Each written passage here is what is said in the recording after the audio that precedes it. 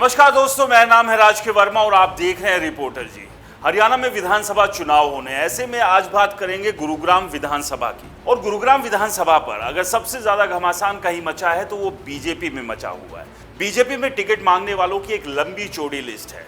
अब ऐसे में बीजेपी किसे टिकट देगी, किसके हाथ ये टिकट लगेगी, ये अपने आप में समझना बेहद जरूरी है। क्योंकि लगातार जिस तरह से समीकरण गुरुग्राम के बदल रहे हैं, उसमें जहां एक बार लग रहा था कि बीजेपी से या तो पंजाबी या फिर बनिया उम्मीदवार टिकट के सबसे प्रबल दावेदार है, लेकिन आम आदमी पार्टी और कांग्रेस में जिस तरह से टिकट को लेकर दावेदारी साफ होती नजर आ रही है, उसमें ऐसा लग रहा है कि क्या कहीं बीजेपी में कहीं पंजाबी या बनिया उम्मीदवार का टिकट कट तो नहीं जाएगा। और अगर दोनों ही बिरादरियों के टिकट कटते हैं तो वो तीसरी कौन सी बिरादरी है जिसकी लॉटरी लग सकती है। तो चलिए आपको पूरा गुरुग्राम विधानसभा का वो समीकरण समझाते हैं कि बीजेपी में टिकट के दावेदार कहां पर खड़े हुए हैं और कांग्रेस और आम आदमी पार्टी ने बीजेपी की टेंशन कैसे और क्यों बढ़ा दी है। तो चलिए आपको समझाते हैं वो पूरा गणित क्या है गुरुग्राम विधानसभा का। तो यहां से आप इन तस्वीरों से समझने की कोशिश कीजिए। ये गुरुग्राम विधानसभा में बीजेपी के तमाम उम्मीदवार हैं। अगर हम जाति के हिसाब से जाते हैं तो 3 जाति के उम्मीदवार दावेदारी ठोक रहे हैं बीजेपी में टिकट की, जिसमें सबसे पहले बनिया बिरादरी से है, उसके बाद पंजाबी और ब्राह्मण। तो ऐसे में जो टिकट मांगने वालों की कतार है वो तीनों ही बिरादरी से आप यहाँ पर देख सकते हैं। अगर बनिया बिरादरी की बात करें तो सबसे ऊपर है सुधीर सिंगला, जो कि मौजूदा विधायक है, लेकिन सुधीर सिंगला और उनके समर्थकों के द्वारा कहीं ना कहीं ये बात कही जा रही है कि इस बार वो चुनाव नहीं लड़ रहे हैं। और अगर ऐसा है तो यहाँ पर सुधीर सिंगला की दावेदारी अपने आप खत्म हो जाती है। लेकिन उसके बाद जो नंबर आते हैं, उसके बाद नवीन गोयल है, सुभाष सिंगला है और रामअवतार गर्ग उर्फ बिट्टू है, जो कि सुधीर सिंगला जो कि मौजूदा विधायक है उनके नज़दीकी बताए जाते हैं और आरएसएस में भी अच्छी खासी पैठ इनकी है। लेकिन अगर पिछले 5 साल से बात करें तो नवीन गोयल लगातार ग्राउंड पर काम कर रहे हैं और मेहनत कर रहे हैं और लोगों के बीच बने हुए हैं। तो ऐसे में बनिया बिरादरी से नवीन गोयल की दावेदारी भी काफ़ी मजबूत मानी जा रही है। लेकिन अब सुभाष सिंगला की भी इसमें एंट्री हो गई है और उन्होंने भी अपने पोस्टर बैनर शहर में लगाने शुरू कर दिए। ऐसा नहीं है कि सिर्फ 4 ही नाम बनिया बिरादरी से, इसके अलावा कई और दावेदार भी है, लेकिन ये मुख्य तौर पर वो नाम है जिनकी दावेदारी सबसे ज़्यादा मजबूत दिख रही है। इसके बाद अगर हम पंजाबी बिरादरी से बात करते हैं तो पंजाबी बिरादरी से जो एक नया नाम सामने आया है वो है स्वामी धर्मदेव का। स्वामी धर्मदेव की तरफ से भी ये कहा जरूर जा रहा है कि वो चुनाव नहीं लड़ रहे हैं, उनके समर्थक भी यही बात कर रहे हैं, लेकिन हमारे जो सोर्सेज हैं उनके मुताबिक बीजेपी चाहती है कि स्वामी धर्मदेव गुरुग्राम विधानसभा से उनके उम्मीदवार बने, क्योंकि स्वामी धर्मदेव के जरिए बीजेपी एक तीर से कई निशाने साधना चाह रही है। पहला कि गुरुग्राम विधानसभा को आसानी से जीत लिया जाए। इसके अलावा पंजाबी जो वोटर्स हैं, ना केवल गुरुग्राम बल्कि पूरे हरियाणा भर के, उन्हें साधने की कोशिश होगी। इसके अलावा स्वामी धर्मदेव के जरिए न केवल पंजाबी, दूसरे बिरादरी के जो वोटर्स हैं उन्हें भी अपनी तरफ खींचने की कोशिश बीजेपी कर सकती है। तो इसी सोच के साथ बीजेपी चाहती है कि स्वामी धर्मदेव चुनाव लड़े और इसके लिए बाकायदा कवायदे शुरू हो भी चुकी है। इसके बाद अगला नाम आता है यशपाल बत्रा का, बोधरा सीकरी और गार्गी कक्कड़। तो ये तमाम वो नाम हैं जो कि पंजाबी बिरादरी से हैं, जो अपना दावा गुरुग्राम विधानसभा में बीजेपी की टिकट के लिए ठोक रहे हैं। यहाँ पर भी और भी कई नाम हैं जो इस लिस्ट में हैं, लेकिन ये मुख्य तौर पर वो नाम हैं जो कि प्रबल दावेदार नजर आ रहे हैं। तो चलिए बात करते हैं ब्राह्मण। तो ब्राह्मणों में बात करें तो 2 नेता हैं जो अपनी दावेदारी यहाँ पर ठोक रहे हैं बीजेपी की टिकट के लिए, जिसमें जीएल शर्मा है और मुकेश शर्मा लगातार मेहनत कर रहे हैं और दोनों को उम्मीद है कि अगर पंजाबी और बनिया बिरादरी का टिकट कट जाता है तो ऐसे में ब्राह्मण का नंबर लग सकता है। तो अब सबसे बड़ा सवाल यह है कि इन तमाम नेताओं में से बीजेपी अपना टिकट किसको देगी, क्योंकि यहाँ पर अब एक पेच भी फंस गया है और ये पेच फंसाया है कांग्रेस और कांग्रेस में शामिल हुए मोहित ग्रोवर ने। और ना केवल मोहित ग्रोवर ने फंसाया बल्कि आम आदमी पार्टी से उमेश अग्रवाल ने भी ये पेच बीजेपी के लिए फंसा दिया है यहाँ पर गुरुग्राम विधानसभा में, खासतौर से पंजाबी और बनिया बिरादरी के लिए। तो क्या बीजेपी पंजाबी और बनिया बिरादरी का टिकट काट कर ब्राह्मण की तरफ जा सकती है? इस समीकरण को भी समझते हैं, क्योंकि ऐसी संभावना बन सकती है और इसके पीछे की जो वजह है वो आपको समझाते हैं।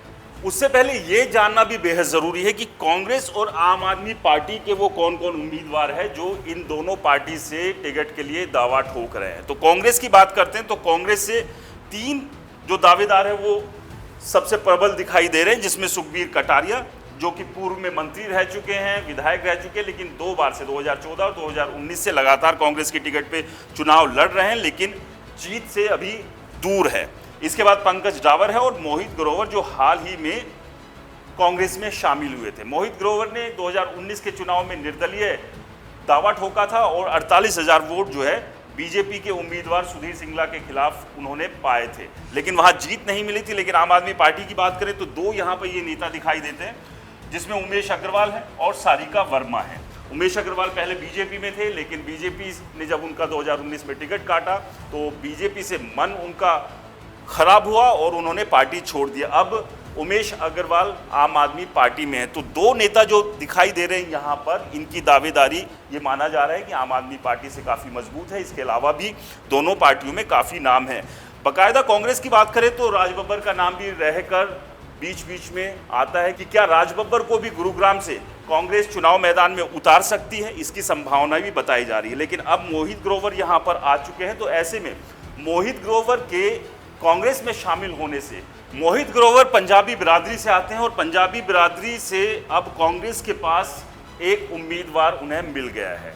वैसे तो पंकज डावर भी इस लिस्ट में थे, लेकिन कहीं ना कहीं कांग्रेस को लगता है कि 2019 में 48,000 जो वोट मोहित ग्रोवर ने हासिल की थी, तो 2019 के उसी 48,000 वोट के साथ वो 2024 की अपनी शुरुआत कर सकते हैं। लेकिन ये ऐसा लग रहा है, ये असल में कितना ग्राउंड पर है कितना नहीं है, ये अपने आप में बड़ा सवाल है, क्योंकि पिछले 5 साल से मोहित ग्रोवर 48,000 वोट लेने के बाद गायब थे और अब अचानक से प्रकट हुए हैं। तो ऐसे में क्या वो जो 48,000 वोट लिए थे वो अभी भी इनके खाते में होंगे, या वो जीरो हो चुके हैं, या वो कितने प्रतिशत अभी बचे हैं, ये अभी अपने आप में सवाल है। दूसरी बात यह है कि क्योंकि पंजाबी बिरादरी में जो पंजाबी बिरादरी चाहती है कि उनके बीच का कोई एक लीडर विधायक बने, लेकिन क्या वो मोहित ग्रोवर हो सकते हैं, तो ये अपने आप में सवाल है। लेकिन कांग्रेस ने जो दाव खेलना था वो फिलहाल खेल दिया है। मोहित ग्रोवर अब कांग्रेस में शामिल हो गए और इस बात की पूरी उम्मीद यहाँ पर लगाई जा सकती है कि कांग्रेस की टिकट से मोहित ग्रोवर जो है चुनाव के मैदान में हो। खैर अभी ये कांग्रेस की तरफ से फाइनल किया नहीं गया। तो वहीं अगर बात करें आम आदमी पार्टी से बनिया बिरादरी की बात करें तो उमेश अग्रवाल यहाँ पर है, और उमेश अग्रवाल की भी बात कर ली जाए यहाँ पर तो उमेश अग्रवाल 2014 का चुनाव जीता था और विधायक बने थे। 2019 में टिकट नहीं मिली, इसलिए चुनाव नहीं लड़ा और अब इस बार भी उन्होंने आम आदमी पार्टी से पूरी दावेदारी ठोक दी है। यहाँ गलती से बनिया बिरादरी रह गए, तो यहाँ आम आदमी पार्टी था, तो आम आदमी पार्टी आप समझ लीजिएगा यहाँ पर। तो आम आदमी पार्टी से उमेश अग्रवाल यहाँ पर है। तो आम आदमी पार्टी अगर उमेश अग्रवाल को चुनाव मैदान में उतार देती है तो आप यहाँ समझिए कि पंजाबी और बनिया दोनों बिरादरी के उम्मीदवार चुनाव मैदान में होंगे। तो अब बीजेपी के सामने सबसे बड़ा संकट ये खड़ा हो जाएगा कि पंजाबी और बनिए के खिलाफ क्या वो पंजाबी या फिर बनिया उम्मीदवारी खड़े करेंगे, या फिर किसी तीसरी बिरादरी का नंबर लग सकता है, जो कि ब्राह्मण बिरादरी से 2 नेता दावेदारी ठोक रहे हैं, जिसमें जीएल शर्मा और मुकेश शर्मा का नाम है। तो अब यहाँ पर ये जो पेच फंसा है बीजेपी की जान को, वो यही पेच फंसा है कि कांग्रेस ने पंजाबी और आम आदमी पार्टी ने बनिए के ऊपर अगर भरोसा जताया और इन दोनों को चुनाव मैदान में उतार दिया, तो ऐसे में पंजाबी और बनिया बिरादरी की दावेदारी बीजेपी से खत्म हो सकती है। हम इसको पूरी तरह से ये नहीं कह रहे हैं कि खत्म हो गई है, अभी ये तय होना बाकी है। अगर ऐसा होता है तो क्या फिर ब्राह्मण बिरादरी का नंबर यहाँ पर लग सकता है? फिलहाल के समीकरण में जो नजर आ रहा है उसमें इस बात की संभावना है, जिससे इनकार नहीं किया जा सकता है। और अगर ऐसा होता है तो ऐसे में लॉटरी या तो जीएल शर्मा की लग सकती है या फिर मुकेश शर्मा की लग सकती है। इन दोनों में से किसी एक नेता की लॉटरी यहाँ पर लग सकती है, जो कि गुरुग्राम विधानसभा से बीजेपी के लिए उम्मीदवारी ठोक रहे हैं। तो ये पूरा जो समीकरण है, उस समीकरण के बीच अब बीजेपी क्या कदम उठाएगी ये देखना दिलचस्प होगा। लेकिन जो तमाम नेता लगातार दावेदारी ठोक रहे हैं, उनमें क्या इन दोनों नेताओं को, जो कि ब्राह्मण बिरादरी से आते हैं, उनका नंबर लग सकता है अगर आम आदमी पार्टी और कांग्रेस पंजाबी और बनिए को चुनाव मैदान में उतार देती है। तो ये तमाम वो नेता हैं जो लगातार बीजेपी की टिकट के लिए दावा ठोक रहे हैं। अब इनमें से किसका नंबर लगेगा और किसका नहीं लगेगा, और पूरे जो चुनावी समीकरण है वो भी हमने आपको समझाए कि अगर कांग्रेस और आम आदमी पार्टी पंजाबी या बनिए की तरफ जाती है तो फिर बीजेपी बनिया, पंजाबी या ब्राह्मण किस बिरादरी से उम्मीदवार को चुनाव मैदान में उतारेगी? आपको क्या लगता है? हमें कमेंट्स कर जरूर बताएं। और रिपोर्टर जी चैनल को सब्सक्राइब नहीं किया है तो दोस्तों चैनल को सब्सक्राइब करना ना भूलें। नमस्कार।